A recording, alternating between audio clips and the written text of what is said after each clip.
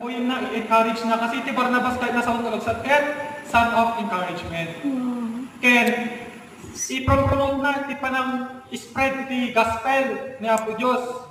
Especially the Gentiles. So nga, ni ko maparanapas ka obsat, iti pagbalinin tayo nga, model iti pagka-Kristiyano tayo. Amen? Yes. Amen. So, anya ti number 1 nga, makita tayo iti biyag ni Barnabas.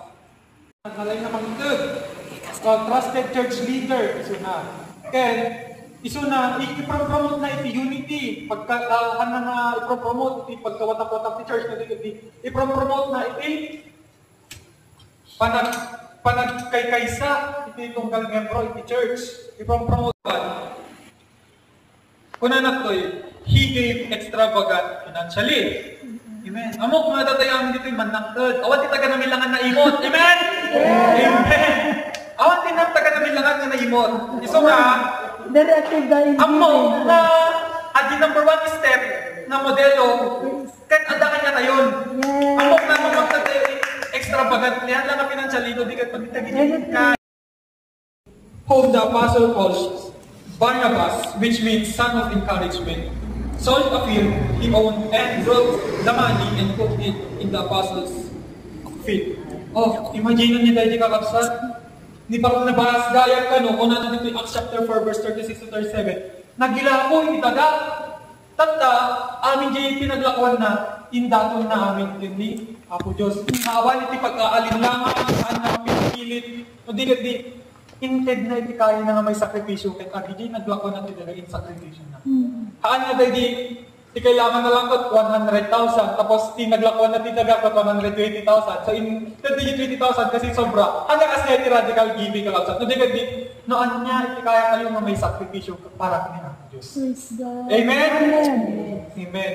So, iti makita tayo di jay, at dahil radical sacrifice na kung na ito adi garod na banag dakkel. Adi oray na basit, ti adakan niya. No, iso iti kaya nga may sakripisyo para kanya po Diyos. Iti pa nakita niya po Diyos na iti kagapsan. Dakkel na banag ang tayo. Amen? No strings attached. Adi ka passage, hantay nga makita nga adat imang control ko ni Barnabas. Adat imang ibagbaga nga, ipanong ko dito naglakong tinagagaskastoy. Kasi taos-puso na nga inanay. Wholeheartedly in lead the Holy Spirit is una nga mga kumbaga na nga ati naglakwak para i-aramid na ako, para i-ministry na ako Diyos. Ket sapay kumata agbalinda na resources para trabaho na ako Diyos, di ba? Yes. Ket kuna nagarod, generosity fuels ministry. Makita tayo mo sa ito church tayo nga no at dahil ipon na teachers, magamit mo lang para pakilawan isasaw na ako Diyos. Iso nga, kung na dito yung Generosity Fuels Ministry, ito, nabasan tayo dito yung Acts chapter 4, kat amin nga tao di jay, kat amin nga sa nikwada, kat nailako, kat dagiti awanan, iso ti papanan na dagiti nga nakailaklak banda. Iso nga, di nga lugar kayan ni Barnabas, awan ti marigrigat, awan ti pobre kasi nos anya ti maornong ta mapag-amin nga naglakwanda maipan sa gigiti magkailangan. Kasi nga kasi ti generosity. So basahan tayo man di Acts chapter 4 verse 32 to 35 kung ano dito all the believers were one in heart and mind. No one claimed that any his possession was his own, but they shared everything they had. Kita nyo kakabsat, di verse 32, in-share na amin na sa nikwada, tapno amin na at kasapulan kat may kan. With great power and apostles continued to testify to the resurrection of the Lord Jesus, and much grace was abundant all. There were no needy persons among them. For from time to time, those who owned lands and houses sold them, brought the money from the saints. O di ba? Kung naman dito verse 34, maawan gaya iti agkasapulan din kasi amin na mailakla ko at ma-ishesharan ka nagiging agkailangan. So, and put it on the apostles' feet and was distributed to everyone as he had given. Kasi tayo kumamot dito kakapsat. Nga, orehaan mo mga pinansyali kasapulan ang nagdakumatag kasapulan, hindi kakarag tayo. Kit, ready tayo kumamot nga, agipaay. Yes, amen. Kasjay kakapsat. Acts, basahan tayo ng Acts chapter 11 verse 27 to 30 ko na. Nang panahong iyon, dumating sa Antioch ang ilang propeta mula sa Jerusalem. Tumayo ang isa sa kanila na ang pangalay Agabo at sa kapangyarihan ng Espiritu ay nagpahayag na magkakaroon ng matinding taggutom sa buong daigdig. Nangyari nga iyon noong kapanahunan ni Emperador Claudio. Napagpasyahan ng mga alagad na magpadala ng tulong sa mga kapatid na naninirahan sa Judea. Ayon sa kakayahan ng bawat isa, ganoon nga ang ginawa nila. Ipinadala nila ang kanilang tulong sa mga matatandang namumuno sa iglesia ng pamamagitan ni Bernabe at Saul. Amen. So talaga nga ginamit da the generosity da at yung ginalain da amang tapos magna-agtultuloy lang tayo yung ministry na. Diyos. Dijay, Antioch, dati nga part na kapsat, adda iti propeta nga nang ibaga nga, kaon na tibisin, Dijay, Antioch. Ket, tinarang ni Barnabas Dijay, gapot na iso na ti leader, iso na may sa leader, in-lead na di brothers na from Judea. Ay, in-lead na di brothers na, tapos tikas na kag-send na ti gift, magtad na ti financial needs, tulong na nagiging tao na agsagkap iti bisin. So nga kasi tayo kumamag kakapsat. Amen? Amen. Amen. Next, inyati makita tayo pa nga maparin tayo matuladan iti biyag ni Barnabas. He gave, number 2 ko na natin, he gave extravagant relationally. Amen? Haan lang ang wartating paay na nabigit band, na dating paay na nga relationship na naging tao. Amen? Basahan tayo mga Acts chapter 9, 86 to 27. 6 to 27.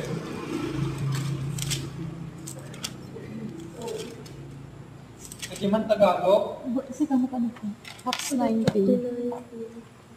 Chapter 9, 6 to 7. Ay, 6 to 7. Acts 9, verse Ay, Acts 9. 26 to 27. Acts 9, 26 to 27. Sa pagdating ni Saulo sa Jerusalem, sinikap niyang mapabilang sa mga alagad doon.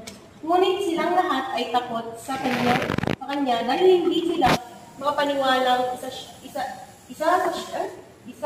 na siyang alagad. Subalit dinala niya si Barnabe sa mga apostol at isinalaysay nito sa kanila kung paano nagbakita at nagpag-usap ang Panginoon kay Saulo. Nang ito ay nasa daan papuntang Damasco, sinabi rin ni Barnabe na buong tapang na nangaral si Damasco, si Saulo, sa pangalan ni Jesus. Amen. Amen. So, dating nga passage kakapsat, dakal impact na iti Kristyanismo.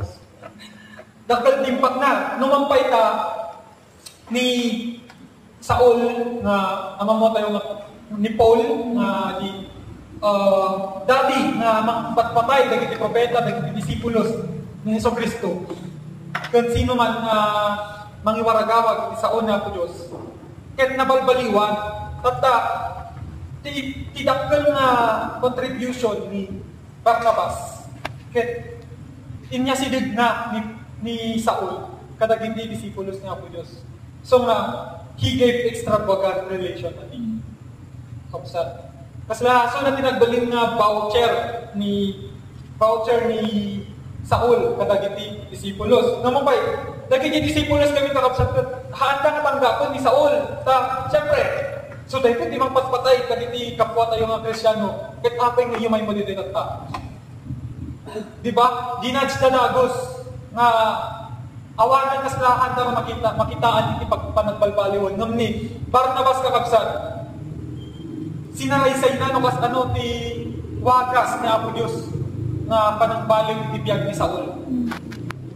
Na-witnessan na, namatiso na, numampay narigat, kas Kristiyano narigat nga tanggap no sino man naging tao nga nakabusor kanya tayo, nangilunlunod ka na tayo, narigat tayo nga tanggapon, di ba kakapsat? Ngem, ni Barnabas ket tinanggap na, ket imbaga na natanggapon ni Montesuna. Yes. Amen? Amen. Legit number 1 na generosity is not about money, na about kwarta-kwarta lang, hindi pa nang tanong di kayang pa'y kadi nga ito iti trust mo, kayang pa'y kadi nga ito iti forgiveness mo, kayang pa'y kadi nga ito iti ayat mo, iti tunggal may isa kadagiti kakabsat mo. Yeah. Iso nga, true giving involves trust. Si kaman nga rod, barbaro di tao nga, kamang mo lang, tapos italok mo karod si kwarta, italok mo karod di amin mo. Di ba? Ngayon, di Barnabas kakabsat, dakol iti talok na kadagiti namati ka na po Diyos. Dakol iti talok na kadagiti kakabsat na. Ket, ajay, ginamit na nga way, tapos iti kasabat, may tultuloy na nga, maitad lang tayo iti support, maitad iti trust, maitad iti inclusivity. Kakabsat, tapos iti kasabat, awan iti may sa nga brothers na iti mayaw awan. Amen? Relational generosity means advocating for people who cannot speak for themselves yet and believing in their God-given purpose. Nga, iti gayang na relational generosity kakabsat. Kaya, no, adda gayang iti kabsat tayo dito yung church na haan na masasao, nga haan na nga kaya nga i-voice out iti problema na haan na nga kaya nga takder iti sarili na nga saka.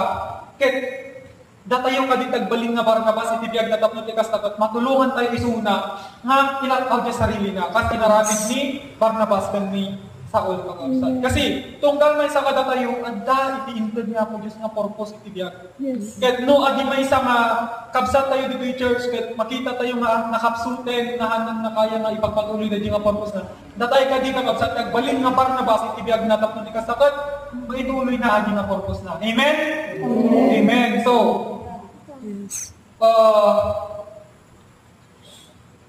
review. Iti topic kayo tanda, naging barbaro, extravagant giving of Barnabas, the model of radical generosity. Number 1, ni Barnabas, he gave extravagant financially. Number 2, he gave extravagant relationally. Amen. So nakita tayo nga haan lang gaya mga kwarta ti kaya ni Barnabas na ito kada tayo. Nadi ipakita na kayo nga mabaling tayo kayo nga ito iti talak, iti hope, iti love.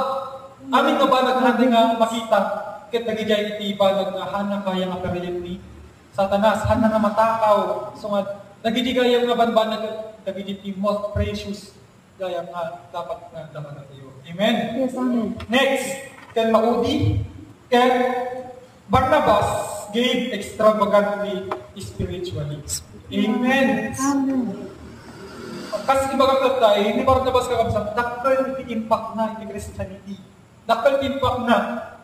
Kadagiti biyag itatta kasi amin, mostly, nga adal dito New Testament, nagkapupun ni Saul. Kat ni Saul, kat may salaang namin nga tinuturan na, mentor na laang ni Barnabas. So, dakal impact ni Barnabas na kabsat. Iso nga, basahan tayo man, pwede ko na natin yung Acts. Dito ay Acts chapter 11, verse 22 to 24. Nang mabalitaan ito ng iglesia sa Jerusalem, isinugo nila sa Antioquia si Bernabe. Nang dumating siya roon at nakita ang pagpapala ng Diyos sa kanila, siya'y nagalak at pinagpayuhan silang lahat na manatiling tapat sa Panginoon ng buong puso. Mabuting tao si Bernabe, puspos ng Espiritu Santo ng pananampalataya sa Diyos, at marami pang tao ang sumasampalataya sa Panginoon. Yes, amen. Amen! Amen! Palakpakan naman na, Diyos kakabsat. Yes. nagmayag dahil nga versikulo.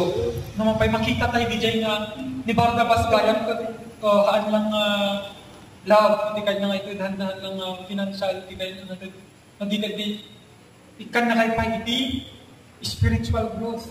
Nag-invest gayang, isuro-suro na kada tayo nukas ano tayo nga, ag-invest in spiritual growth. Kakabsat. Kapaya, kas ano, kanya di important siya ka dito spiritual growth. Kit na ka nga dumakele na, kit niya nga rin din. Awanin. Pasiklatan. Unanong ka espiritu mo nang dumaksulin. Powerless. Unhealthy. Kapsa. So nga, essential ka dito yung spiritual growth. Kit, kas may isa nga Barnabas dito unag ti church. Kit, datay ko mati number 1 na mangi waragawag iti sa ni Apo Diyos. Datay ko mamag iti number 1 na mangi kararag, dagiti kailangan iti kararag. Dagiti nga ba nagkakabsat, dagiti laon ito wagas, tapno ti kas dapat matulungan tayo dagiti kakabsat yung nga dumaktal ti pagmati. Kas Barnabas, inkararag na, binendisyonan na, idi times na napanso na di Antioch, nakita na ti pabor niya Apo Diyos. Nang tinaramid na, in-bless na isuda. In-bless na isuda. Okay. Next. Pasan tayo man di 1 Thessalonians 2:8. Kung na natin ito, 1 Thessalonians. Sabi ng aming pagmamahal sa inyo, hindi lamang kami handang ibahagi sa inyo ang magandang balita, kundi maging ang aming buhay. Okay. Amen. So, Thessalonians daytan, surat ni Paul. Ngayon, nangyari connection ni Barnabas. So, nangyari relationship ni Barnabas ka dito na verse. Dito yung times nga nagsinasinan ni Barnabas and Paul.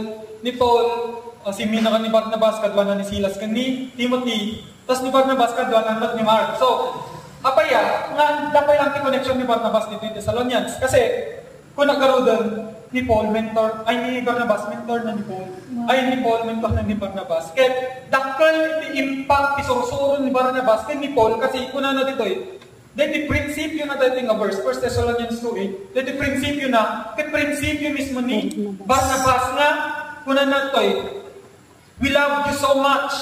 Nakita yun, nga ipakita na ti ayat, we love you so much that we were delighted to share with you not only the gospel of God but our lives as well because you had become so dear to us. Amen. Kasta ni Barnabas ka dagiti tao nga no ay ayatan niya Apo Diyos isuda ay ayatan mo. Kasi extravagant iti panagkad na very generous ni Barnabas kakabsat. Iso nga, noan niya iti adal nga, inted na kada dagiti disipulos na, dagiti apostles naman. Kahit, dagiti the Paul met, ken ni Mark, ken ni dagiti da Timothy da Silas, na ala da amin dagiti nga traits ni Barnabas. Makita yung kakabsat, low kilap ni Barnabas iti Biblia, ang dakkel gayang iti impact na, kadagiti sasaw ni Apo Diyos. Diba? So, ni Barnabas, it was his principle to give the gospel and life. Yes. Adila ang matitigol ni Barnabas nga pa yung amang mangtutiso na tapos nitikas na may waragawag lang matitisa sa unya po Diyos. Ken may kanitibiyag na kiti karkararwa na kiti espiritu nga at mataya kakapsod. Iso nga mangtutiso na kakapsod para hindi ragawag ng Diyos. Amen. Amen? So, spiritual generosity means lifting others up and stepping aside when needed so they can thrive in God's calling. Yes. Datayo kuma, nagdi Barnabas dito church na haan na di napalangkwad. No kailangan tayo set aside, tapos natin kas grow iti kapwa tayo, ag-aside tayo. Kas dyan ang upsat. Na kas lagi inom ka na dito'y adi panangsina na ni Paul iti agsina dan the Paul kang ni Barnabas kaya damit ni Barnabas kakapsan na itugot ni Mark nga mapandi jay Papananda, Filipi, or Thessalonia. Kaya, ngayon pa na ni Paul, haan, kasi adati kasla misunderstanding na. Ngayon, ni Barnabas kakabsat, nag-set aside. Kasi amo na nga, nasuminaso na, DJ na-grow ni Paul. Kaya DJ pa na-grow ni Mark. So nga, na-recognize na dahil kaya na-i-release na, isutang na duwa. So nga, kuna na dito, lifting others up and stepping aside when needed. Kasi, adagayang nagiging duwa, ipanang lift up, kaya panang step aside, kaya may sagayan na panag-grow spiritually. Amen. Amen? Amen. So, conclusion, magudin, ito na, garot, kas, tagapagsao, narabi, agbalintay ko mga Barnabas ni kayo nagtikapilya tayo. Amen? Amen. Kasi he is a model for believers who want to live open-handed. Han na nakaputput ni Ima, hindi ka open-handed. Kaya open-handed, nga open na mga rikna kapwa tayo, nga orayon no marigriga ka nun, orayan na nga ibagbaga, umasidod tayo kasi open-hearted tayo, di ba kakabsan? Kaya, spirit-led lives. Nga iti Espiritu Santo, kung iti mangindalan ka na tayo, haan na iti pride tayo, haan na iti greed tayo, ay asikat man din, nagmantikas takat. Baga ng mga tanawin na ito, mautang na loob sa akin. Haan na kasay, hindi ka ni Espiritu Santo, iti mangindalan ka na tayo, dapat nagmantikas ta, no mapangipyo, man iti biyag na tayo, di nga kabsat tayo, kawan to iti utang na loob na kanya tayo. Kawan natin nalagsan na rin na kundi, mapalagkanan iti rigna. Amen? Amen. You can give without loving, but you cannot love without giving. Amen. So, that's it. Now po, Diyos. God bless you.